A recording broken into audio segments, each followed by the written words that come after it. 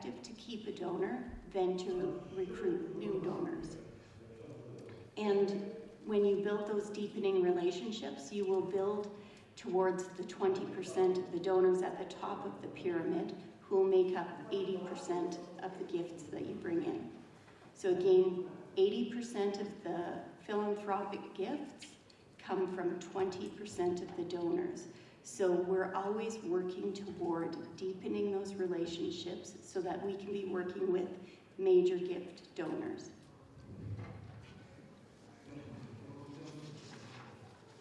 And those donors become major gift donors because of your deeper relationship. So how do you find out whether they're going to be a major gift donor? Well, there's lots of different ways, but we typically use the proven practice of linkage, interest, and ability. Linkage is if they're connected to your cause, interest is if they're passionate about your mission, and ability is if they have the capacity to give. So you want to research and share information with donors that share your vision. And there's different ways that you can find out these donors. You can do that by hiring a consultancy who will do some research for you and find donors in your community who give to similar causes. You can do some relationship mapping with your volunteers, your board, your staff, and that's where you have a networking conversation to find out who is connected to who. Do you know some people in your community who might be interested? Are there people who we used to be in touch with in our organization that have the capacity to give? So you can have these conversations to figure out who do we need to be reaching out to, who do we need to be bringing closer to us, who do we need to engage in deeper conversations. So we always talk about in this area Henry Rosso's concentric circles, and that is starting with the people who are closest to your organization and working your way out. So it's kind of like the donor pyramid flattened. You start with the people at the top and move towards the outside.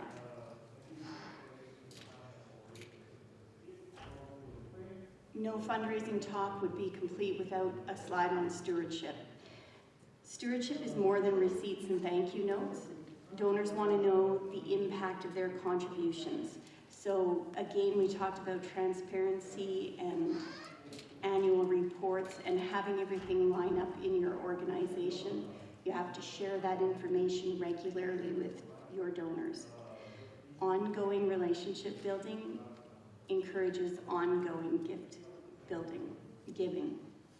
So some of the ways you can engage donors are by involving them in focus group conversations. It doesn't just have to be thank you phone calls. There's lots of strategies you can employ to engage your donors and to say thank you and to deepen the relationship. You can ask them for advice on things, and it's important if you are asking a donor for advice that you're clear that you're not going to be changing your program or your materials based on a single person's advice, because you don't want to set up false expectations.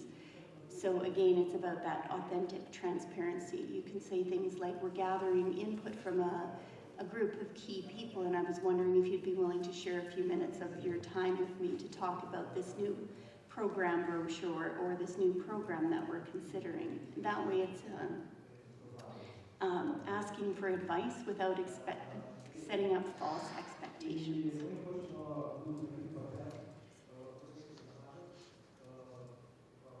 To me, again, this is one of the most important things. When I started in fundraising, in 1990 was the first successful grant that I wrote.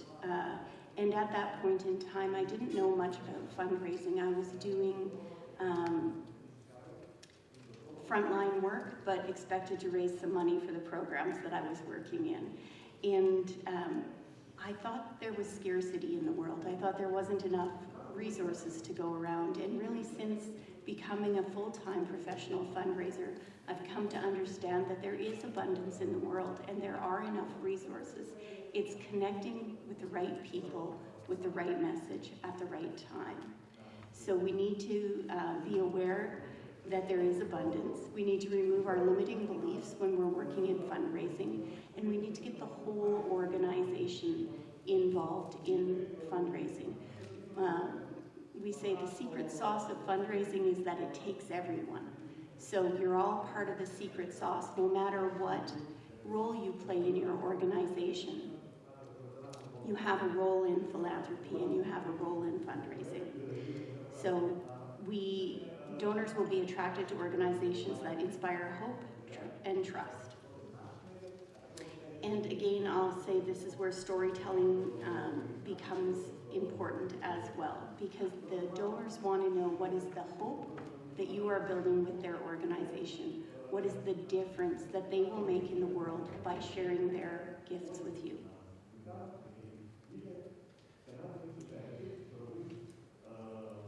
So 5 key points from this presentation are: building trusting relationships is essential. Trust builds the foundation of successful fundraising. Donors are more than contributors. They're your partners in your mission. Fundraising takes time, patience, and perseverance. It's a process that requires dedication, and optimism prevails. There is abundance in the world, and many people are eager to help. We just have to be talking to the right people. So, finding the right donors through linkage, ability, and interest. Linkage can be how they know your organization. It might be they're connected to a staff person or to your board, or interest is whether they're giving to like-sized causes, and ability, of course, is are they the right people to make the gifts that you need to make the difference you're trying to make. And then, of course, stewardship and transparency are vital, and storytelling must connect donors at a heart level, because giving is an emotional decision. When we're talking about philanthropic gifts, it's an emotional decision people make.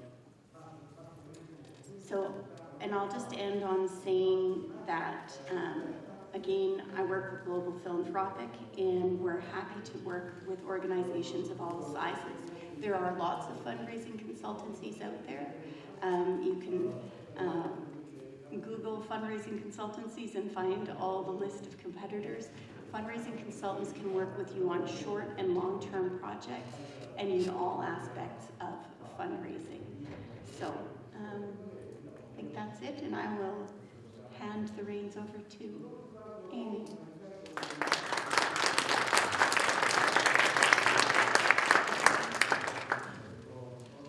I'm not used to using a microphone. I have a fairly loud voice, so I never usually use one that's little. We'll see how this goes. So my name is Amy Gomez, as Andrea introduced me before. Grants are my specialty. It's what I've been doing only since 2018. I write anywhere from 1 to 4 grants every single day. So when Andrea said that I have been successful in securing over $200 million for my clients, that is true. It can be a little misleading though, because I've written grants as small as $1,000, and the largest grant I've written was for $80 million. So it's, you know, when you have an $80 million win, that brings that number way, way up, right? So, but I do have a lot of expertise with all different types and all different types of sectors. So today I'm just going to do kind of an overview of what grants are and some strategies to be successful when you're seeking grants. Oh, I need this thing, right? So what is a grant? I'm not going to read this to you because it's a lot of text. I asked ChatGPT, which I'm going to talk a little bit about more, what a grant is, and that's what ChatGPT says.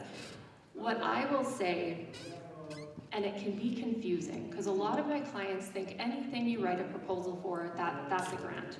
So a grant is designated funds to a very specific thing. So it could be a program, a capital expense, but your grants are designated, and you are required to give financial and impact reporting on grants that you receive.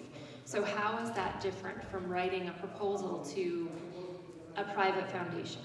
They might not be a grantor, okay? They're giving you a gift, and you requested that gift with a proposal, and you give them a charitable tax receipt, but it's classified different than a grant. And the reporting requirements are different too. There actually usually are not any reporting requirements, but as Corrie had mentioned, stewardship is really important for those donors. And then there's sponsorships, and a sponsorship is also not a grant. I should say I write proposals, I write sponsorships, and I write grants. I really do all of those things. But again, you go online and you fill out your sponsorship request, but it's not classified as a grant either. So just to kind of talk about how they're different, grants come with strings attached. So whenever applying for one, particularly a large one, you really want to understand what those strings are and if they're worth it for you. Okay, so what is generally not funded by grants? So organization operating expenses. Now, when I say generally, this is sometimes you can find an operating grant. They're few and far between. The government of Alberta does have one called the CIP, Community Initiatives Program Operating Grant.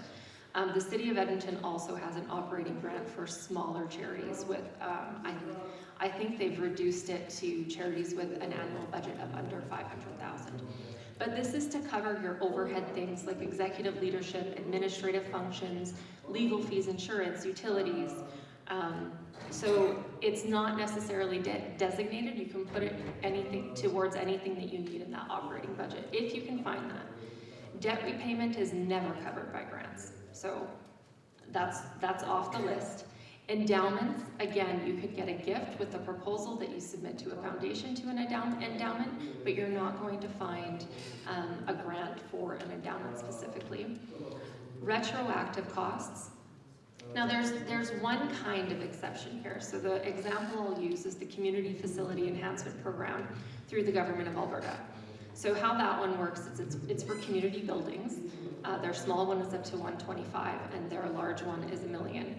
So anything that occurs before you submit the proposal is an ineligible cost. But as soon as you submit the proposal, even if it doesn't get approved for a year, all those costs incurred between that time are eligible. That's not always the case with capital grants, so always be really clear in understanding what you're putting in there. And then there's profit-making ventures. So there are some opportunities that are disguised as grants. They're even called grants in some ways, but those are often repayable contributions. So it's not a grant. There is an expectation that you're going to pay that back. Okay. So these are the type of grantors, and I realized right before I started, I didn't talk about where to find grants, so I'll talk about that a little bit here too. So you've got your government grants, so municipal, provincial, and federal. You can find those mostly by just looking at the websites. Honestly, you kind of have to do some digging for these ones. But if you subscribe to some news releases or some newsletters like Charity Village or something like that, they'll sometimes post them in there as well. So this would be your most significant level of funding. So this is where you're going to get multi-year funding. This is where you're going to get larger grants. This is where you could get an $80 million grant. It's open to not-for-profits, registered charities, and other qualified donees. Sometimes it's even open to for-profit, depending on what the goal of the grant is.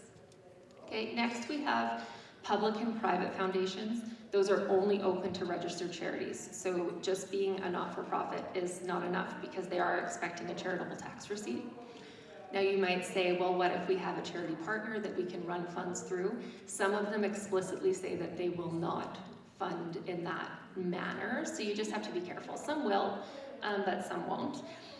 Corporations, so they give to registered charities and sometimes not-for-profits, so just be really careful when looking at the criteria. And then you've got your service clubs, so Lions clubs, or what's the other big one? Rotary, there you go. So again, only registered charities. So where do you find these opportunities? There's a bunch of grant search databases out there. The one that I use is called Grant Connect, provided by Imagine Canada. It can be expensive, but you can access it for free at the public library. And you can just kind of type in your criteria and just play around with it and see what's available. I do want to touch on one thing here though, and this is what I tell all of my clients when we're talking about prospecting. When you find a prospect and they give in your region, they're interested in your cause, the best thing to do is find why it's not a fit for your organization before trying to find why it is. And I say that because it'll save you a lot of time. A really good example of that is Indigenous programs. Clients come to me all the time. Everybody in Canada serves an Indigenous population. and they want to apply for these grants. So the first thing I do is check to see if it is only open to Indigenous-led organizations. And as soon as I see that, I don't even bother reading the rest of the criteria because it's not going to be a fit. So always look for why you don't fit instead of why you do. And there are a lot out there, but there's a difference between a prospect and a qualified prospect. So you have a lot of other things to do, that's not your priority. Your priority when it comes to grants is one, they're based in your community, you have an opportunity to connect with somebody, whether you know them, whether someone on your board knows them, whether you can get an email or a phone contact, anything. If they're open to talking to you and you fit really well with their criteria, that is going to move that one up to the top. That's a qualified prospect. And they're not infinite. So I know a lot of board members who think that grants are infinite and we should just be applying for everything to cover everything from legal costs to utilities, but they're not infinite. The pipeline does thin out at some point. Okay, so strategies for success. The first one I have on here, and I'm going to talk about this a little bit more, but it's early identification of priorities.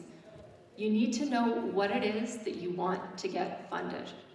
Don't try to fit the grant into your organization.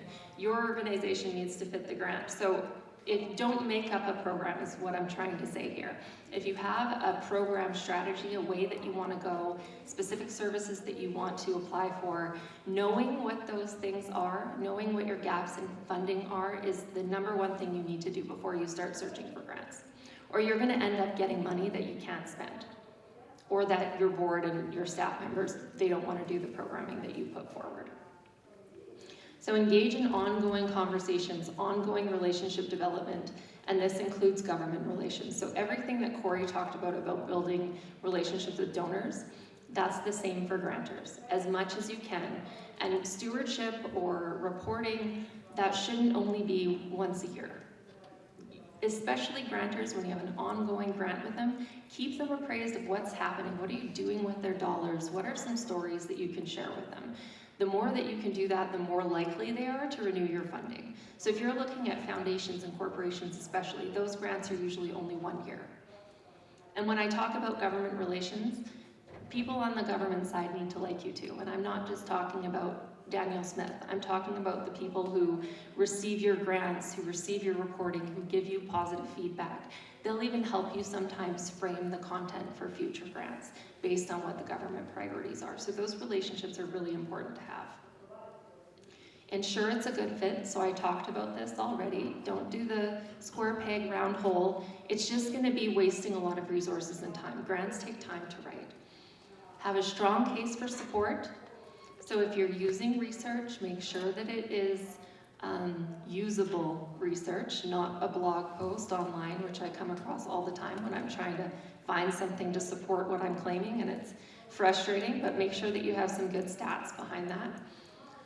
Respond to all the criteria in the grant, even if it's not applicable.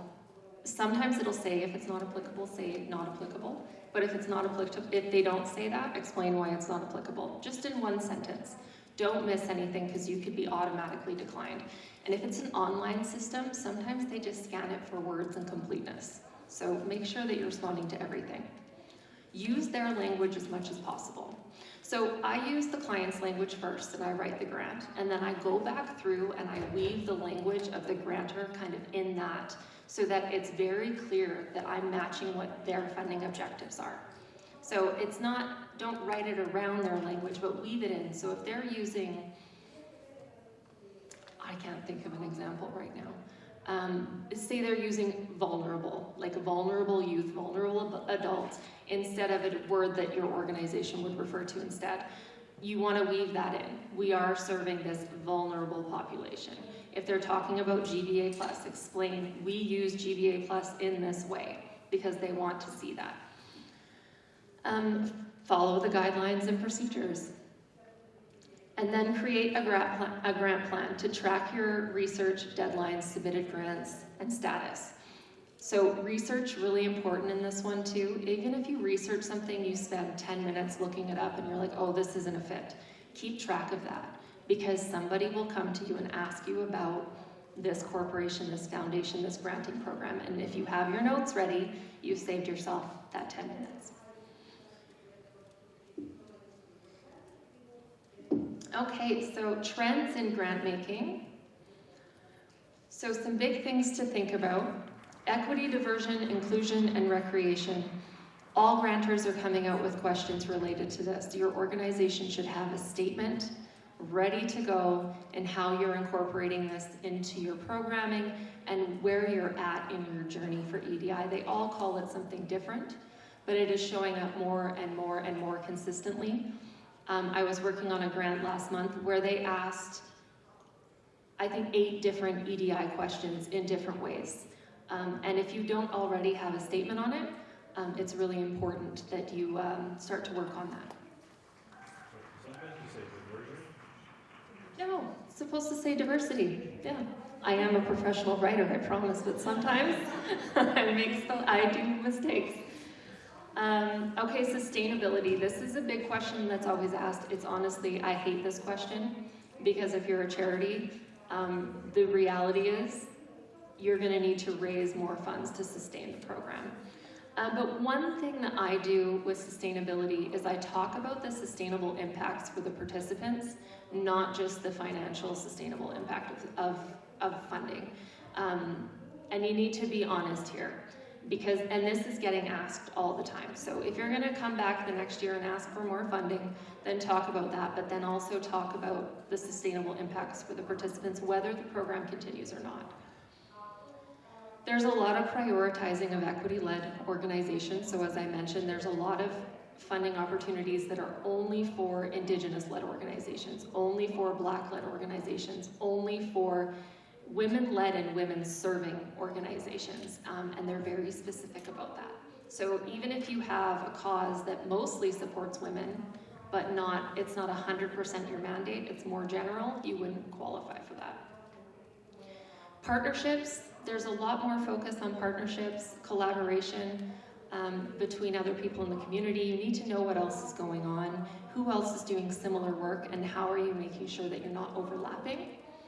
And then ChatGPT and other AI tools. So I brought up ChatGPT, lost that. When ChatGPT first came out, my whole family was concerned that my business was now going to fail. And what I did was got really familiar with ChatGPT, and it is a tool like anything else. It's not replacing anybody.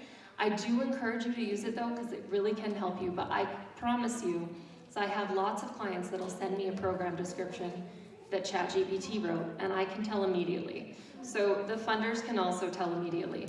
But what it can help you do is sometimes get through writer's block, sometimes give you an example of how you could respond to a question if you're really stuck and you can't think of where to start. Don't ask it for research, because those links are almost always incorrect and it's inaccurate. And it's not perfect, it does make mistakes, so just be aware of that. When I say use it, I'm not saying copy and paste from it, but I'm saying take ideas from it. There's a lot of other great AI tools out there. One that I use a lot as somebody who works alone, and I have hired editors before, but with grants, there's always an emergency. It's due in 15 minutes. I don't have time to send it to an editor. So Grammarly is a really great tool to use. So it basically kind of goes through, and it doesn't just look at spelling, but it'll correct your grammar and make sure that you're using the same word and spelling it the same consistently throughout. Okay, maximizing efficiency. So again, I mentioned this, but engage in your planning strategy sessions, pre-gather your information, know who needs to be engaged in the process, create a working document outline. This, number one, if it's an online application or a PDF, put all of that in a Word document so that you can work back and forth, you can properly spell check it. It makes it so much easier, and then you can actually copy and paste that information in the future instead of trying to have to pull it and retype it from a PDF. I really like doing this as well. I like to type out the questions, because as I'm creating this document, I'm thinking about other things I've written or things on the website or other documents I have that I can pull information from. And then create a project plan. So if you're working with a big team where a bunch of people have to provide you with information, make sure you have a plan with deadlines.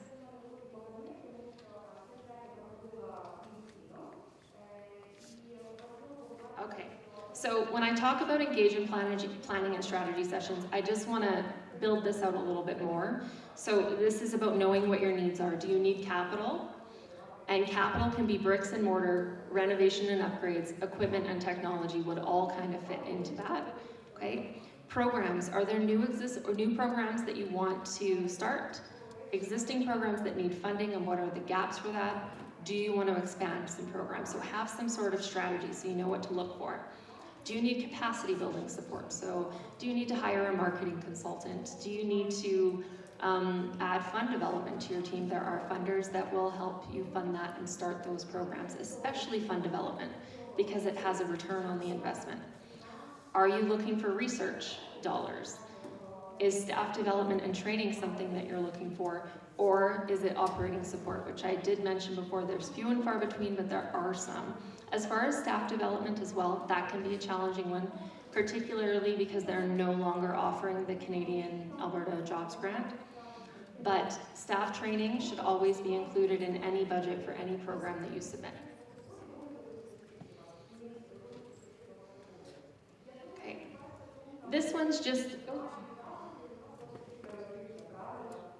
we go.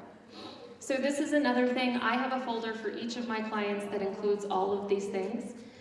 There are things that you are common attachments and that you're going to commonly draw information from.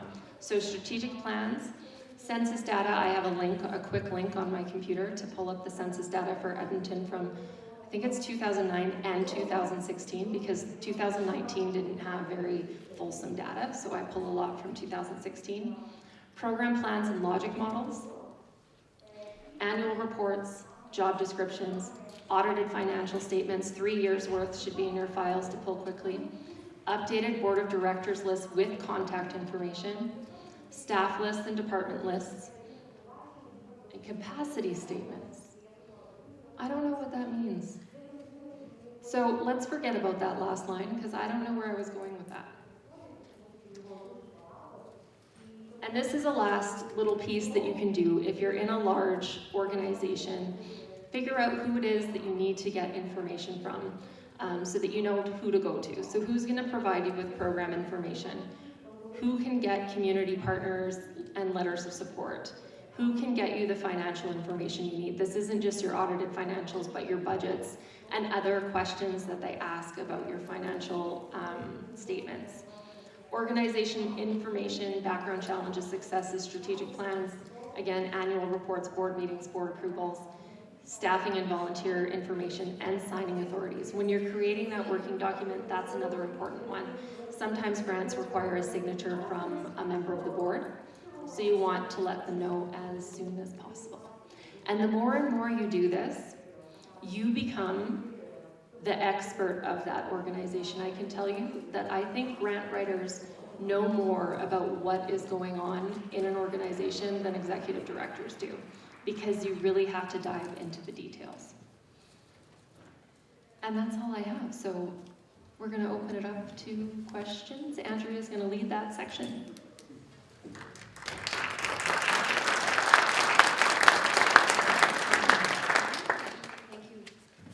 Thank you both very much.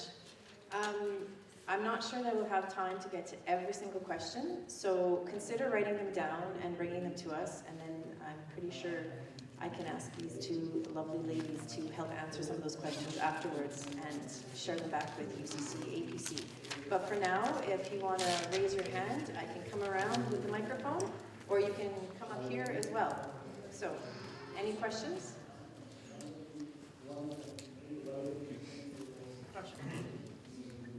Ladies and gentlemen, you had, Amy had mentioned putting together a plan. Would you happen to have a straw dog? What would be part of a good plan, or where do we start from? Yeah, if you're interested in what a grant plan could look like, just reach out to me. I don't have business cards. You can connect with me on LinkedIn or via email, and I will send something to you with some, because there's instructions that would kind of go with it, but I'm happy to share that. Thank you.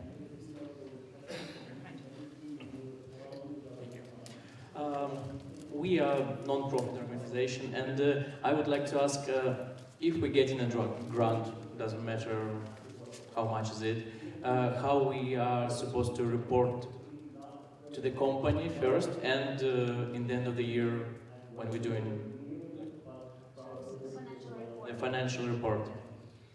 So funders, whether it be corporation or government, they will usually have formalized reporting structures. So if they don't, if they haven't given you anything, always reach out and ask, do you have a formalized reporting structure? So they'll tell you how often they want you to report and what you're reporting on. In a grant from the government, you'll have a grant agreement that outlines that.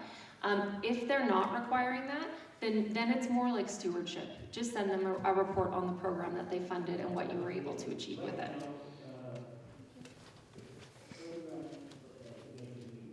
Thank you so much. I have a question about the organization that were created under 2 years. So I know that 2 years is like a milestone usually for the non-for-profit. So how to get the funding or grants if you're the young organization, you are not yet 2 years old, and how hard it is usually to do that? Thank you. Yes, that can be very hard, but there are also a lot of organizations that specifically want to fund grassroots new organizations and new projects. So you just have to really look at the criteria, and again, and so you don't waste too much time, if that's what you know, you've existed for less than 2 years, so you don't have that background, look for that as a dequalifying criteria first, so you don't waste time. And then if it's not there, then go ahead and go after it. There might also be, I haven't worked with a new nonprofit before, but I'm sure that there are some sort of programs that can help you get started. Yeah, my question is how to apply for a science research grant, and do I need like a scientist, somebody, a doctor or professor, somebody who I should have to like apply with, or is it possible to do it without a professional? So that would be applying for like an NSERC grant?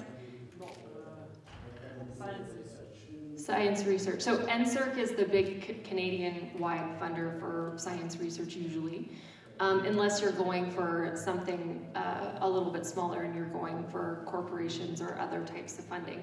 But if you do apply to something like NSERC, having someone that can speak that language is really important, because they, I haven't applied for NSERC, but they do talk a lot more about theory of change, and there's a lot more scientific terms they need, and they're going to want that data. And sometimes with science and research grants, they're going to be peer reviewed. So I would suggest having a researcher that can, that can articulate that, work with you on that. Also, there are family foundations sometimes that will do research grants to individuals, but it depends on the type of research. It has to align with their priorities. So if it's, I'm familiar with northern conservation grants right now that are going out to individuals doing research on climate change in the north. Thank you for the presentation.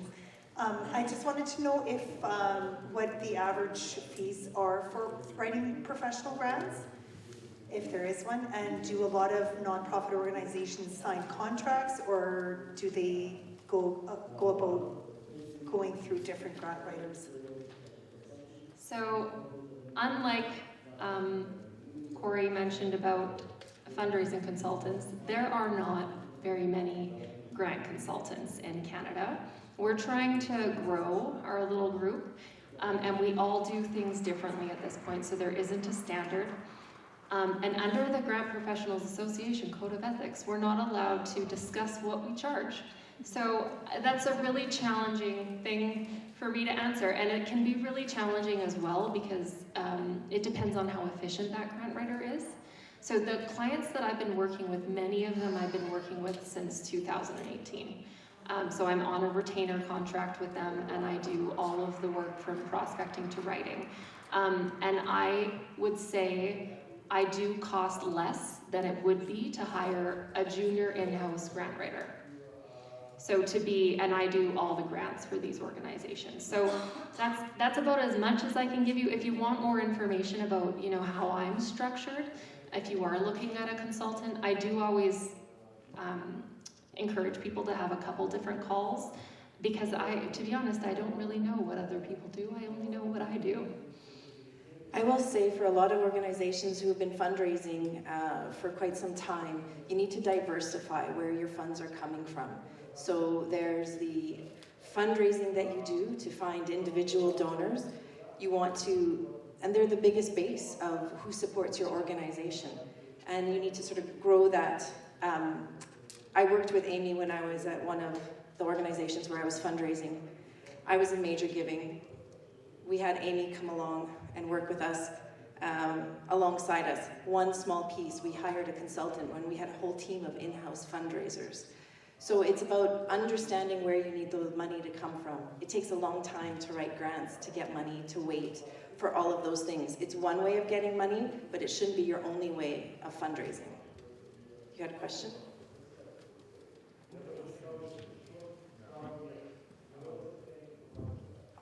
I don't know very much about sort of grants other than sort of community facility enhancement program grants that people can be submitted. I have a sense that it's probably not that easy to get ethnocultural, multicultural grants as a ethnocultural community in Canada. I mean, you could fundraise within your own community, but are there institutions that would that you come to your mind that actually are interested in funding one ethnocultural group trying to promote its culture and language and history? The government of Alberta has an ethnocultural grant, actually. So, and then there's two streams, the ethnocultural stream and the anti-racism stream. There's also Canada Heritage that has another one that's all about culture. And we're seeing more and more of that come out as well, especially in Alberta, because we have a lot of new Ukrainians that have come to this part of our country, and they do want to promote the culture, and they do want it to be a welcoming community. So more and more opportunities like that will pop up. I also have a sense if you do that type of grant, it's good to do it in partnership with other ethnocultural groups. Partnerships are always favored, always.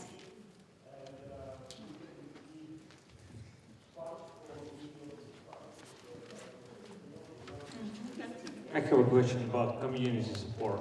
Can you give me a best example of community support? Because I recently applied for a grant and they propose police officers or counselors or MP.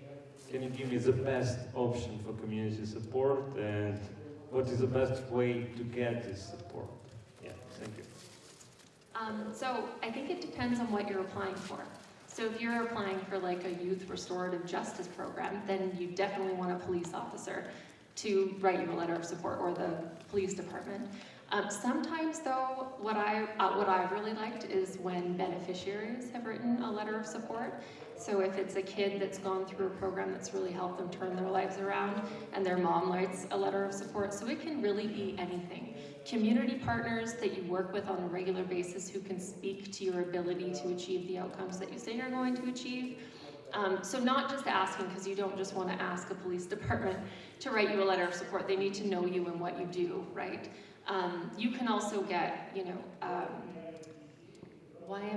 MLA letters of support or city councilor letters of support, but I think it would really depend on what you're applying for so that it makes sense.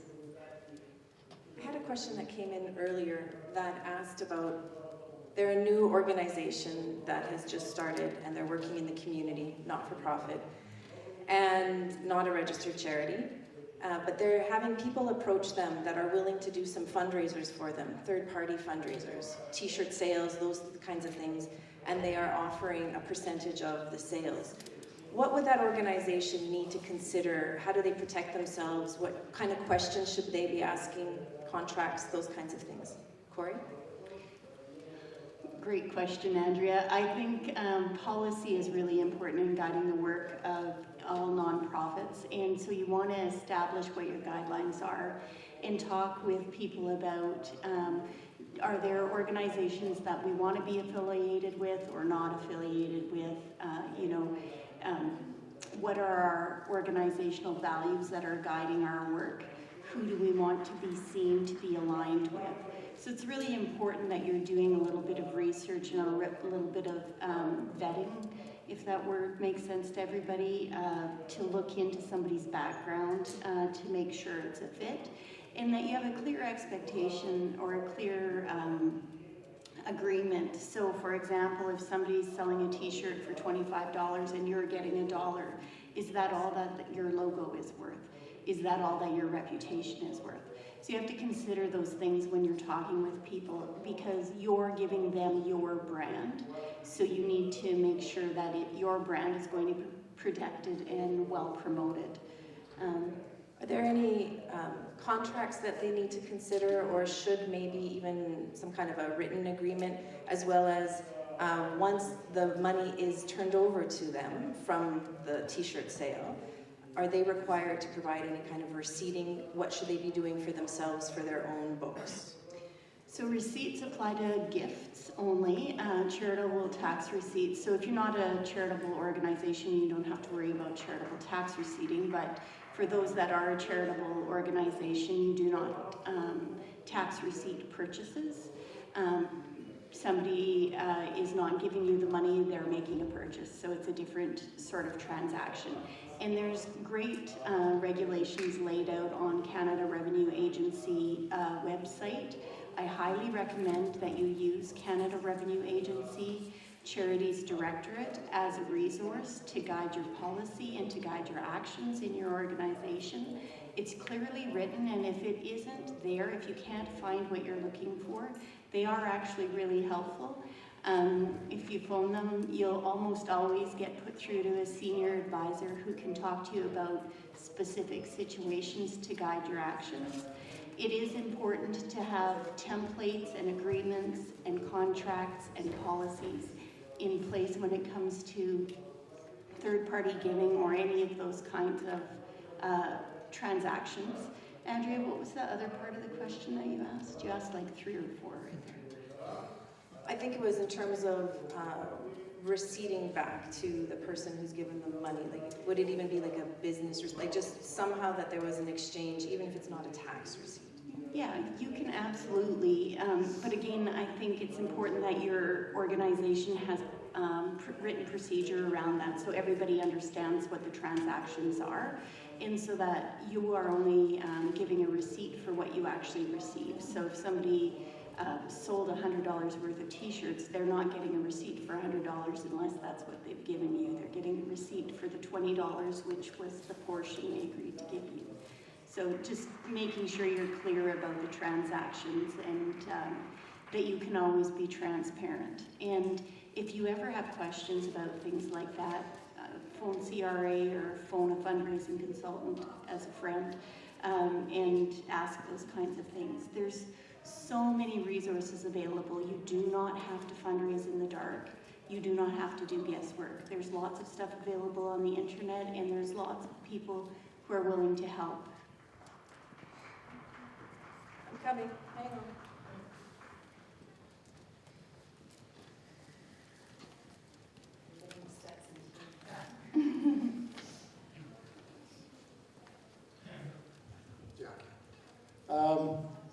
This chat talk about the t-shirts and stuff.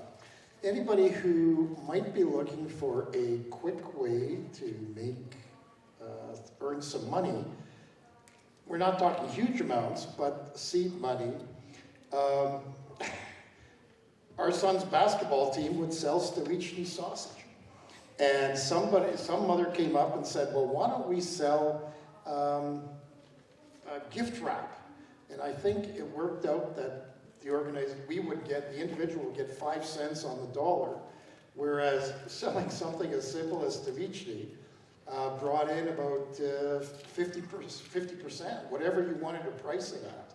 So if you have groups of people around you that you can access, Everybody needs it at Easter and Christmas time. So, like I said, it was very simple. I was very simply able to make $700 in walking around and having a set of people. So there's all kinds of little things that can be done this way to give yourself that little boost of a couple of $1,000s, even oftentimes just to get something rolling before you look at something more serious. So that's just a little practical thing that our son's basketball team at a high school came up with.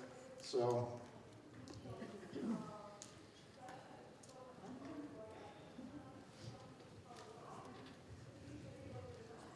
I was wondering if you have any tips on interprovincial grants and fundraising. I work for an organization that's based in Ontario, but we have an initiative that runs every year in a different province, so sometimes it's hard to get funding that way, since it's always different. Okay. I work with a national organization that's based in Ottawa, Ontario. And what we do when things are running locally is we actually look at local provincial programs, because there aren't a lot of national funders, but you can look at national funders as well that would do multiple. But you would need to know that the location ahead of time, exactly how much you need, and then try to reach out to the local corporations and foundations that exist there. It's a little bit more challenging from a relationship building perspective, because you're going to have to build those relationships across multiple provinces. But depending on what you do as well, there are some programs through ESDC, Economic Social Development Canada, that do different kinds of programs like that are meant to be interprovincial and knowledge sharing across provinces and learning and whatever it is. So you can look into that, but again, you can just look at different provinces, and if you go to Grant Connect, you can select a specific province and who's funding in that area.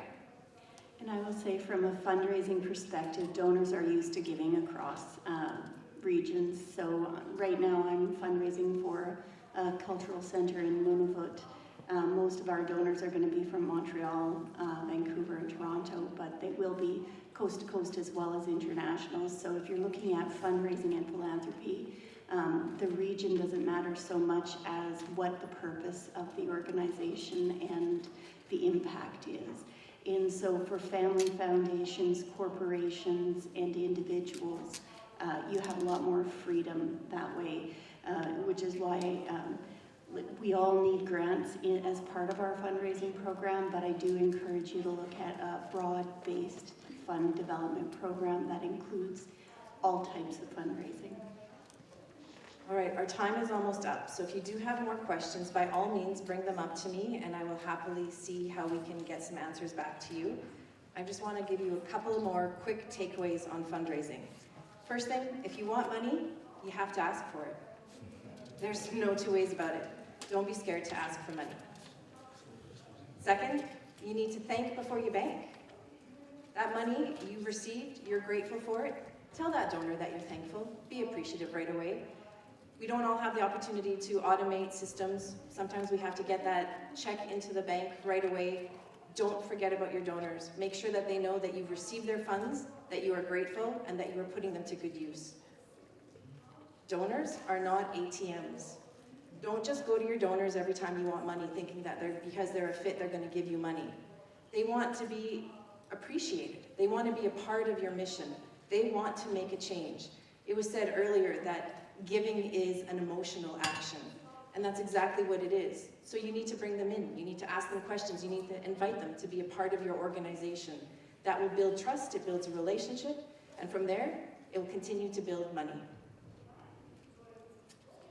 Most money comes from people, and most of those people are not rich. So let's remember that. Everybody has capacity to give, even just a little bit. But get that message out. What is your mission? What is it you're trying to do? How is it that you're trying to change? And when you find that fit, even from what Amy said when you're writing a grant, what makes the difference is the fit, that you fit the criteria, that you fit the mission that that organization wants to achieve. And when you do that, they're willing to partner with you. And people have the right to say no. It's okay. And you know what? We need to make them feel comfortable to say no. Giving is a choice, not an obligation. Not just because you're Ukrainian, you're going to give to a Ukrainian organization. It doesn't work that way. People can say no. If you make them feel okay about saying no, you leave the opportunity that there will be a yes down the road. They will make them feel good at all times. I'm going to leave it at that because we are getting really close to our time. Thank you so much. I wish all of you good luck in all of your organizations, your missions, raising funds. If you ever have any questions, don't ever hesitate to reach out. You can reach out to me. I'm always happy to help. I'm not an active fundraiser at the moment. Well, maybe sort of for CIUS, but you can always reach out and I'm happy to help direct you. Corrie is a great fundraising friend if you have a quick question. Amy is also really great. It's sort of helping to guide advice. We need to appreciate our consultants as well, for their time is precious. So when they do offer some help, be appreciative of that help as well. Anyways, thanks very much.